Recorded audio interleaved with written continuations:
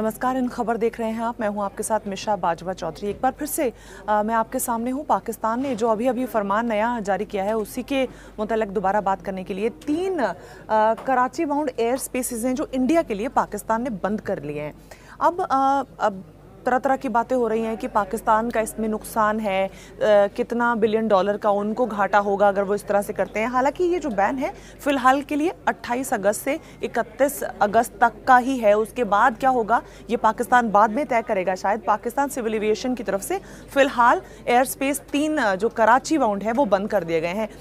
एक तो मैप के ज़रिए मैं आपको समझाने की कोशिश करूँगी कि कौन सा एरिया है जिसको ये इम्पैक्ट करने वाला है, और दूसरा इंडियन जो आम जनता है जो ट्रैवल करती है और जो इस एयर स्पेस का इस्तेमाल करके यूरोप और दूसरे कंट्रीज़ में जाती है उन पर ये खासा असर डालने वाला है। रूट तो ये नहीं कहा जा सकता कि इंडिया का कोई इस पर असर नहीं होता है। इस तरह के पाकिस्तान के अगर एयर स्पेस बंद कर दिए जाने से इंडिया पे, इंडियंस पे इम्पैक्ट पड़ता है। आपको मैप के ज़रिए अगर दिखाऊँ, ये है मुंबई और ये पाकिस्तान, आप कराची देख सकते हैं। तो ये कराची शहर का अगर वो एयर स्पेस बंद कर देते हैं, विच मीन्स मुंबई और ये मुंबई के साथ सटे सारे जो इलाके हैं जो कराची के थ्रू फ्लाई करते थे, कौन कौन से एरियाज़ को फ्लाई करते थे? गल्फ़ रीजन जाते हैं, यूरोप जाते हैं, अमेरिका जाते हैं। तो अब जब आप कराची के से होते हुए इसके ऊपर से उड़ान नहीं भर सकते हैं तो आपको लंबा रूट लेके जाना पड़ेगा। आप किस तरह से जाएंगे कि आप पाकिस्तान को अवॉइड करके फ़्लाइट लेंगे?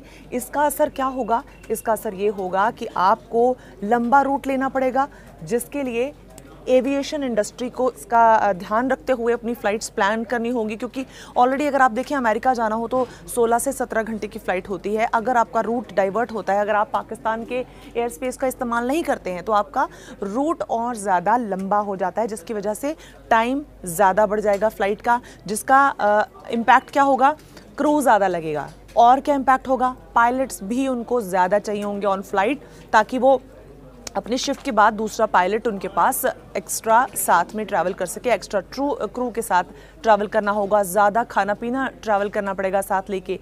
और इसके साथ साथ एक बार और, जब फ़्लाइट लंबी होगी यकीनन ईंधन भी ज़्यादा खर्च होगा, तो फ़्लाइट महंगी भी होगी। सबसे ज़्यादा अगर इसका किसी को असर होगा तो वो फ़्लाइट्स को असर होगा जो कम पैसे में, यानी कि किफ़ायती फ़्लाइट्स ऑफ़र करती हैं अपने क्लाइंट्स को, तो उनको सबसे ज़्यादा असर इस पे देखने वाला होगा।